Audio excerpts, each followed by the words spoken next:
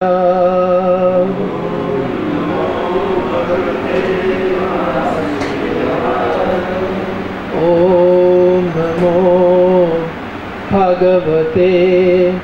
Vasudevaya.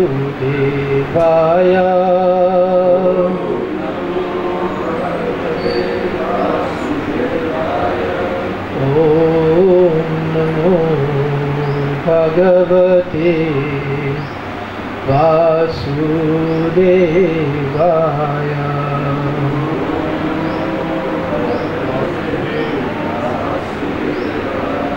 Narayanam Namaskritya Naram Chaiva Narottamam Devim Saraswati Vyasam Tato Jayamudiraye. Thank you very much. We're reading from Srimad Bhagavad Gita as it is, chapter 3, text 34.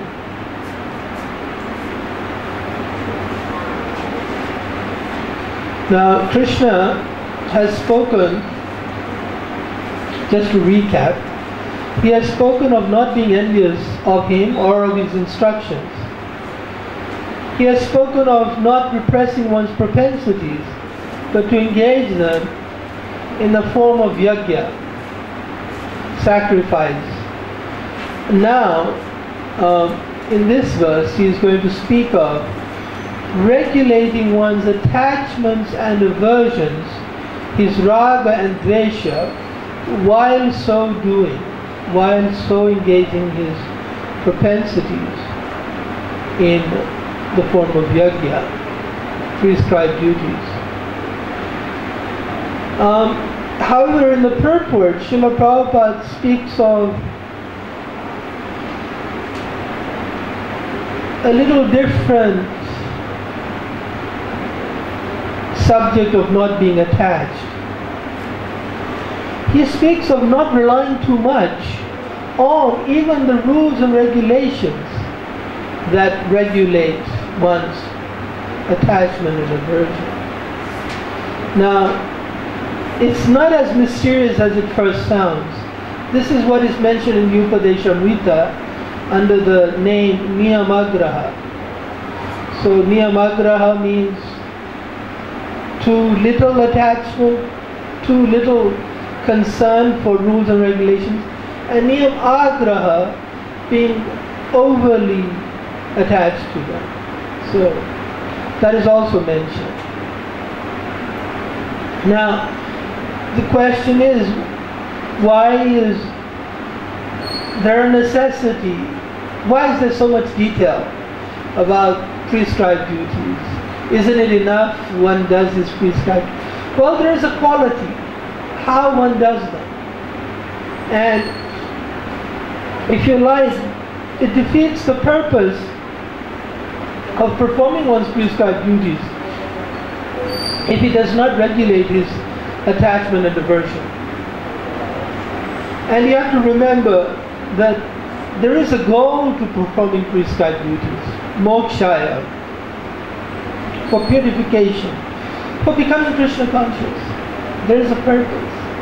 And that is also, if you read Upadeshamrita under the subject of Niyamagraha, that is mentioned very nicely by Prabhupada in the purport. The verse reads as follows: Indriyasyandriyasyate raga dvesho vyavastita tayo na vasham agachet tau hi asya paripantino. Stumbling blocks on the pantha, on the path of this secret of performing one's prescribed duties, one devotional service. What is that? Raga dvesha, attachment and aversion, but in the word for word is called detachment. So it has the same similar meaning. But this is what? Attachment and aversion to what? Indriyasyate, the objects of the senses. This is attachment and aversion to those that has to be vyavastito, regulated. Vyavastito means situated. So to be situated means to be controlled, to be regulated. Na vasham agachet. One should not be under the control of one's likes and dislikes. That's another way of putting this. There are principles that regulate attachment and aversion pertaining to the senses and their objects.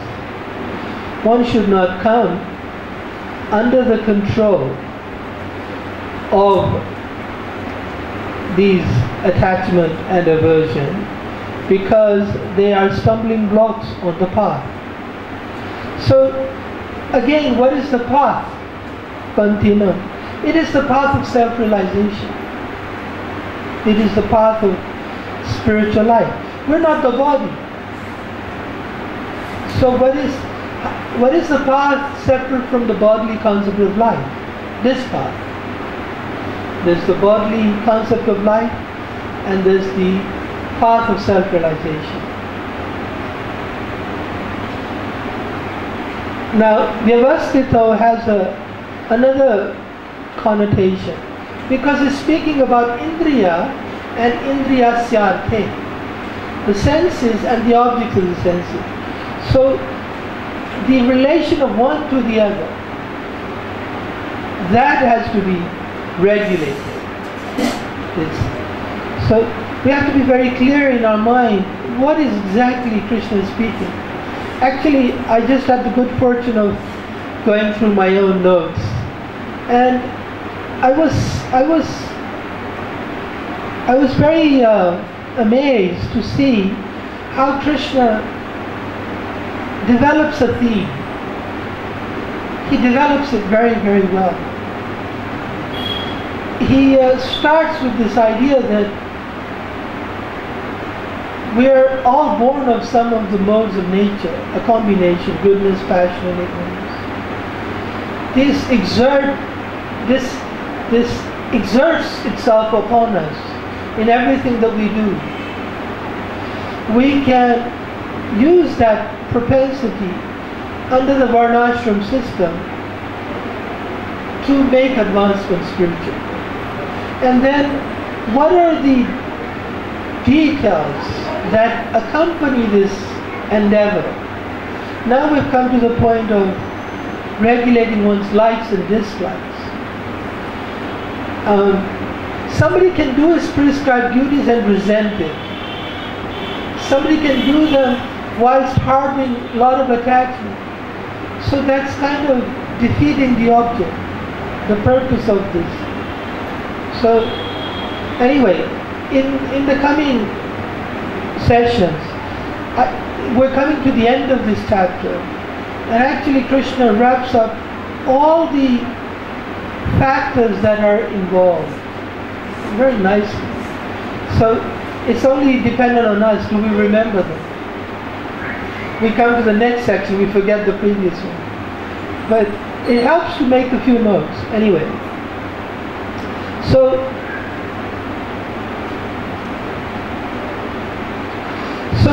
this regulating of the senses, so there's a natural affinity and aversion to sense objects. Your modes of nature determine what you like and what you do not like. You know, some people like hot food. Some people do not like hot food. Their mode of nature forces these likes and dislikes. But not just regarding food, but everything. Different colors, different climates, different people they associate with, like that. So they have to be regulated with the purpose of performing one's prescribed duties. And this is as against just doing as you please. So in the path of self-realization, it's necessary. In the path of sense gratification, it's not necessary, because you don't like to observe rules and regulations. Okay. It also suggests something interesting for a devotee. Devotees sometimes think, well, what is the harm? Indulging in a little bit of things I like. But such indulgence may come at a cost. And the cost is usually one falls down. Because we've already covered Dhyayato Vishyantam. You contemplate the object of senses, invariably, eventually you will fall down. So do not navasham, raga dvesham, do not come under the control. Okay. So Prabhupada first deals with, in the purport, the obvious meaning of the verse. And then he goes into not being attached to the rules and regulations in the second half of the purport. Those who are in Krishna consciousness are naturally reluctant to engage in material sense gratification. The idea being that it goes against the nature of Krishna consciousness to engage in sense life. It is incompatible. But those who are not in such consciousness should follow the rules and regulations of the revealed scriptures. So one may not, even though one should not engage in sense gratification, but one may have the propensity. So he should curb by these rules and regulations. No, I can't do this. I'm not allowed. On Ekadashi, I won't eat grains. Like that. But here it's really referring to the four regulative principles, because we have a tendency to do them. So don't do them. You force. You may not like it, but you still follow that. Unrestricted sense enjoyment is the cause of material engagement. But one who follows the rules and regulations of the real scriptures does not become entangled by the sense objects. For example, sex enjoyment is a necessity for the conditioned soul, and sex enjoyment is allowed under the license of marriage ties. So, the idea being marriage ties regulates one partner, that partner, and then more rules and regulations that come with it. According to scriptural injunctions, one is forbidden to engage in sex relationships with any woman, with any women other than one's wife. All other women are to be considered as one's mother. But in spite of such injunctions, a man is still inclined to have sex relationships with other women. These propensities are to be curbed. Otherwise, they will be stumbling blocks on the path of self-realization. Paripantina. As long as the material body is there, the necessities of the material body are allowed, but under rules and regulations. So this is a very nice explanation of regulated life, of life observing the four regulative principles. Now comes the other understanding of do not come under the control of the rules or regulations, meaning niyam, agraha. Don't become fanatical, because they're not an end in themselves. Should touch it. They're not an end in themselves. And yet, we should not rely upon the control of such allowances. In other words, in marriage you're allowed to have sex, but you should not think that's sufficient. It's a problem if you rely too much on that. license. One has to follow those rules and regulations unattached to them, because practice of sense gratification under regulation may also lead one to go astray. Prabhupada speaks of a chance of an accident even on the royal road. The sense enjoyment spirit has been current a very long time, owing to material association. Therefore, in spite of regulated sense enjoyment, there is every chance of falling down. So one shouldn't make the argument that, well, Prabhu, this is allowed. This is allowed. Because it's allowed doesn't mean you should do it. That's the point. Therefore, any attachment for regulated sense enjoyment must also be avoided by all means. Now Prabhupada contrasts this raga dvesha for indriyasya arte to something else. Attachment to Krishna consciousness or acting always in the loving service of Krishna detaches one from all kinds of sensory activities. Therefore one should try to be detached, therefore no one should try to be detached from Krishna consciousness at any stage of life. The whole purpose of detachment from all kinds of sense attachment is to become situated or to become attached to the platform of Krishna consciousness. So that's the purpose. That's, in other words, serve the purpose. You get it right if you get the purpose, you see. You get it right. The whole mystery of what level of sense indulgence is good or bad is determined by you achieving the purpose. And the purpose is to become Krishna conscious.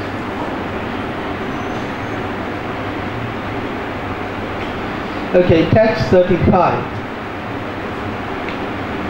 Now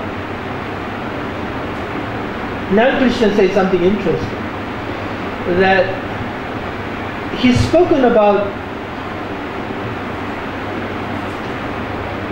be free from attachment and aversion to sense objects. And now he says that this ability to be regulated in one's attachment and aversion is reflected in one's ability to perform his duty, as against doing anybody else's duty. In other words, it takes a certain amount of control over your senses to do your duty. That's a very interesting point. And he says that if you're unable to do your duty, unable to control your attachment and aversion, and then you go and do something else, forbidden activity or somebody else's duty, you put yourself in a difficult or dangerous position. So he then says also that simply, if somebody says, well, in doing the course of my duty, I may die, Krishna says that's better. Now, I'll go into it, but why is it better? Because on the other path, perhaps you will die, of course, everybody knows. Perhaps let's indulge the idea, you may die later, but you will continue the cycle of repeated birth and death. But with prescribed duty, if you do it right, if you do it perfectly, that will be your last death. If you do it right, if you become Krishna conscious, so it's no advantage to do another's duty and to continue the cycle of birth and death. Shreya swadharmo viguna paradharma swa anushtitat sadharme nidhanam shreya paradharmo phaya avaha. So this is a swadharma, right? One's prescribed duties, one's dharma, one's nature, one's essential quality.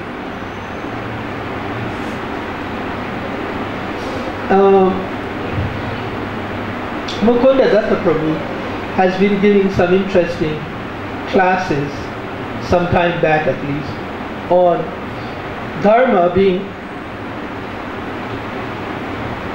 tradition, usage of that varna that you belong to also. And so stick to that. The practice, what befits that way of life or that way of living, that path. So Krishna uses the word Shreya. It's good to do your duty, that path that belongs to you, even if there is some fault, viguna, as against paradharma, others' duties, swa anushtita, even done perfectly, nicely. And why? Better to have meet with destruction. In other words, you perform your duties so badly. Well, what is bad? In the case of a soldier, he dies. If he wasn't a soldier, he may not have died. But to meet death in the course of one's duty, you become elevated. That's the point. Whereas paradharma, others' duty, bhaya, fear, avaha, is the cause of producing fear. It's dangerous. It's bad. So I explained earlier that it's dangerous because it continues the cycle. The first one ends the cycle, but the other one continues it.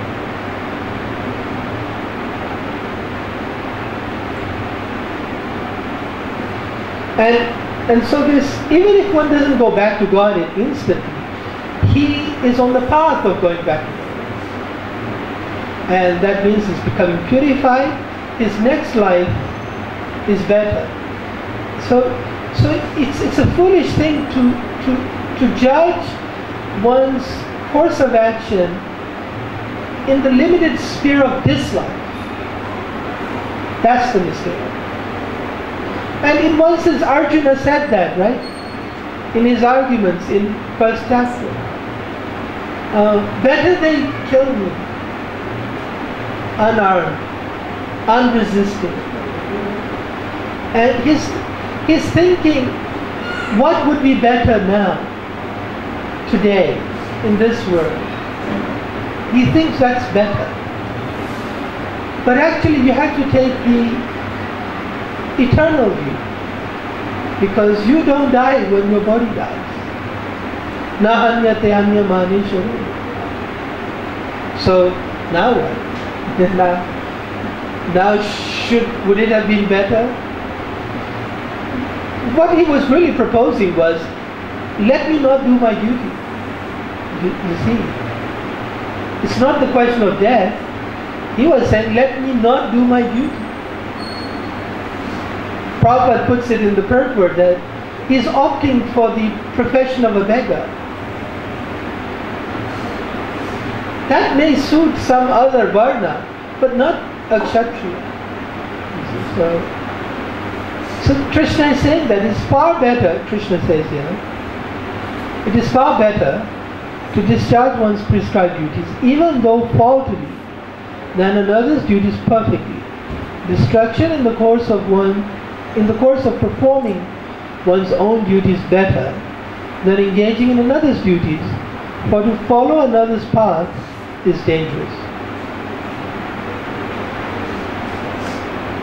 Actually, there's so much said in there, you see, it's so much. You have to, it's like a sutra. You have to unravel it, and it becomes very big. It's tight, packed. All the words, there's so much there. For you to swallow it, you have to make bullet points, and quite possibly 10 bullet points come out of this one verse straight away. There was an interesting class by Vrindavan Prabhu about the topic of dhvani. Dhvani means echo. Dhvani means sound. But in this particular context, it means echo. So this is a general principle, and you can study Bhagavad Gita with this technique I'm just about to relate. Have you heard of this dhvani, echo idea? You have. Basically, there is the prima facie point being made, the self-evident point. But then there's a little, in other words, if you add the two and two together, another point is there within that verse. And if you look at that point carefully, there's another one. It's like an echo. You see? Without speculation. It's all very clear. And generally the acharyas, they're very good at understanding the significance of all the points made. So Krishna is making some nice points. If you unravel them, there's a number of other points. They're all attached. Anyway, Srila Prabhupada does that in his purpose, by the way. He elucidates, he lights up these different self-evident meanings. One should therefore discharge his prescribed duties in the full Krishna consciousness, rather than those prescribed for others. So put the energy into doing your duty, not looking at whether it's done right or wrong, but it has a quality of being Krishna conscious. You are Krishna conscious while doing it. Now, one of the principles for being Krishna conscious, this is very important now, is obedience. You see, whenever you say, oh, I want to, that's raga, you want. You see, the basis of doing that is you. The basis of Krishna consciousness is submission. Oh, I have been told. This is my prescribed. Remember the word prescribed? It is not made up by you. Just like a prescription is not made up by you, by the doctor. The spiritual master, Krishna, the Bhagavad Gita, prescribes our duty to us. We obey. Therefore, discharging one's prescribed duty, one's order, one's devotional service given to him, is the first step to becoming Krishna conscious. Because you're obedient. You're obeying. If you disobey, how can you be Krishna conscious? So, there's some interesting anecdotal evidence Prabhupada had with his disciples. He said, I told you to do this, why didn't you do it? Prabhupada used to wonder, how is it possible that you didn't do it when I gave you an order? You must do it. You see. Now sometimes it sounds pedantic, like saying something that's I already know, sort of. But it's amazing how often we are guilty of not observing this point, which is obedience is essential to being Krishna conscious. One time, I think I mentioned this in a previous class, I was giving a class to young children from the ages of 3 to 12, right? Very young, in America. All were Indian children, means Indian families. So You know, I said, your life is very simple. The children don't think their life is simple. They think it's very complicated. You don't know my mother and father, how difficult they are. This is how. And so they're patient. They're thinking you're going to explain this, right? You're going to explain how it is simple. I said, all you have to do when your mother and father say something is Y-E-F. I said, what do you have to do? Say yes. That's all you have to do. Whatever they say, you just obey. They're like, oh, this is like shocking. They understood. They understood the point. And actually, you'll be surprised to know, after that class, I never had problem with the children. Because I said, what are you going to do? You're going to say, yes. I said, Hanji, yes. That's it. So actually, a devotee's life is like the children. His only response to his spiritual master is, yes. And no, there's no confusion. Confusion ends right there. So that's why we have to do our duty, because it's prescribed to us, and we have to obey. And you have to remember the scientific detail behind it. We have an acquired nature. Our duty is according to our nature. I need it. I have a cold. I don't need the medicine for cancer. You see? Because my disease is a cold. It's not cancer. You can't say, oh, I like his medicine. We're talking about treating your disease here. So our modes of nature are our disease. And prescribed duties is the medicine.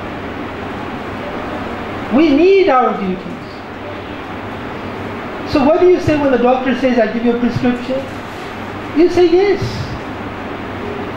If he's a qualified doctor, you say yes. Even if you don't know who is qualified, Krishna is qualified. You can trust him completely. Prabhupada writes, materially prescribed duties are duties enjoined according to one's psychophysical condition. Psychophysical is a compound word.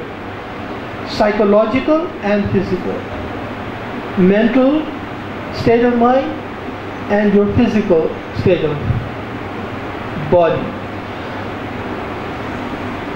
Materially prescribed duties are duties enjoined according to one's psychophysical condition under the spell of the modes of material nature. That's the first point. Second point is spiritual duties are as ordered by the spiritual master for the transcendental service of Krishna. So Prabhupada is giving two categories of swadharma, of one's own duties. Materially prescribed according to my psycho-physical condition, and spiritually according to the order given by the spiritual master. But whether material or spiritual, one should stick to his prescribed duties even up to death. I'm reminded of a nice thing that Brahmananda Prabhu retells. He and a devotee were in Pakistan. I don't know if you remember the other devotee's name, Pakistan. Anyway. Amogalila, was it? Okay. He later went to Indonesia. No. Indonesia. Amogalila, the same one, right? Anyway, so they're traveling in Pakistan, and the Muslims have gotten the bus empty and get all the Hindus lined up. And I forget all the details, but I remember the most important one, which is that they were about to shoot them. And something happens, they don't. But before, when they're about to think they're about to die, Brahmananda Prabhu said, "Get out your bead bag, this is when we go back to Godhead." You know.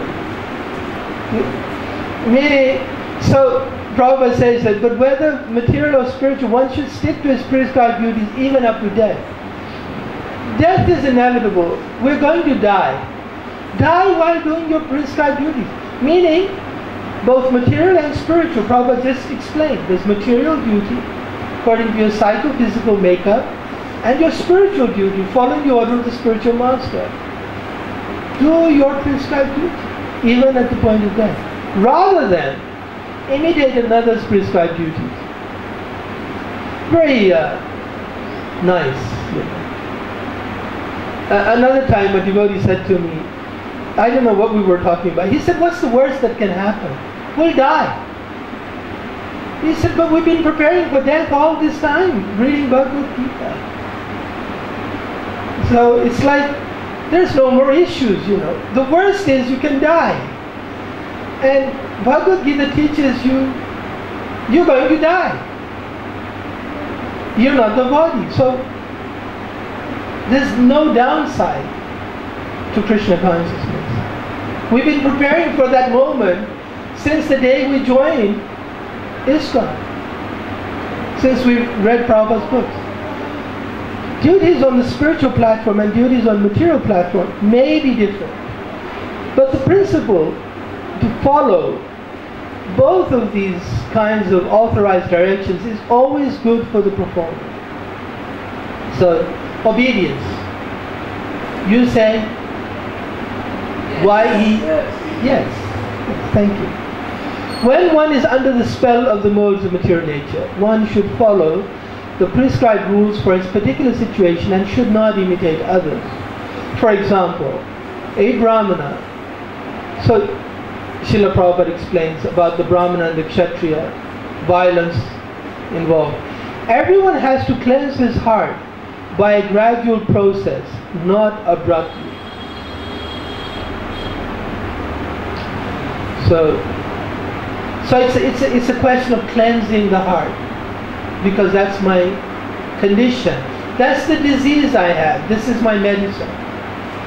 However, so now Prabhupada begins another section in his purport. However, when one transcends, he's going to leave this topic behind to explain more about the transcendental situation. However, when one transcends the modes of material nature and is fully situated in Krishna consciousness, he can perform anything and everything under the direction of a bona fide spiritual master. In that complete stage of Krishna consciousness, the Kshatriya may act as a Brahmana, or a Brahmana may act as a Kshatriya. In the transcendental stage, the distinctions in the material world do not apply. Then Prabhupada gives example of Vishwamitra and Parshuram, who changed their prescribed duty. But as long as one is on the material platform, he must perform his duties according to the modes of material nature. At the same time, he must have a full sense of Krishna consciousness. So that's a very nice purport, because it settles this issue very nicely. Because we always say, oh, what if this, what if that? Prabhupada has explained everything, material and spiritual duties, and that we should obey, we should do. Actually, life is simple. It's not so difficult. We make it difficult, unnecessarily, at our own expense. Nobody else suffers. Because what happens is, whilst we are acting very smart and challenging, we're not performing our duties. We're neglecting them. And therefore we're not making progress. The art is, the better part of discretion is to focus one's energy in doing his duty but becoming Krishna conscious. See, now again I go back to something I mentioned before. Sometimes the question is raised, my mind wonders. Well, if you're doing your duty according to your nature, the sign is that you're doing something right. Is your mind does not wonder. That's the sign. So just imagine how fulfilling a life it is if you just engage in your duties. Your mind, first, straight away, doesn't wonder. But for those who have had their mind wander and know what it's like, it's a description of suffering. That suffering is gone immediately. So it's very important that the lesson we derive from here is that we should, instead of wasting our energy, actually it's a habit we have learned from looking at wrong people. We are not looking at the right example. We admire people who are very challenging and do not submit. And that's our mistake. We emulate their behavior. Rather, we should emulate the behavior of those who are faithful to their duties and just see how wonderful life they had.